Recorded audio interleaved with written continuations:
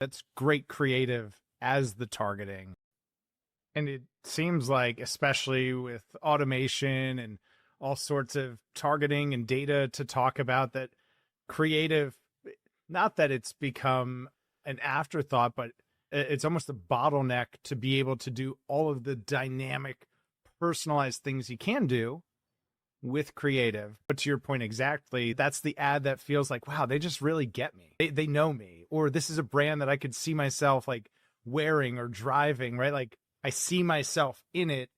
That's not targeting. That's great creative as the targeting. So how do you do that? How do you do dynamic, personalized, emotionally engaging content at programmatic scale? At Cognition, we really lean into our creative ad serving capabilities. The creative ad serving was really designed, at least for Cognition, to solve two problems. So the first problem we needed to solve was having an easy and seamless way to get creative into the DSP and sort of change that on the fly. The second part of it is really just in creative at scale. Scale is a massive challenge in our business when you think about it from an automotive standpoint.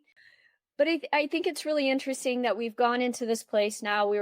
We've built a solution that allows us to scale. To give you some context, I think we launched on the 1st of August over 3,000 different types of creative in a 24-hour period, which is really just bananas in this space. And it's a gap that we were able to fill. I think second, phase two of ad serving and creative is really starting to customize the content in a way that makes sense. And what I mean by that is, we've talked about personalization of content forever.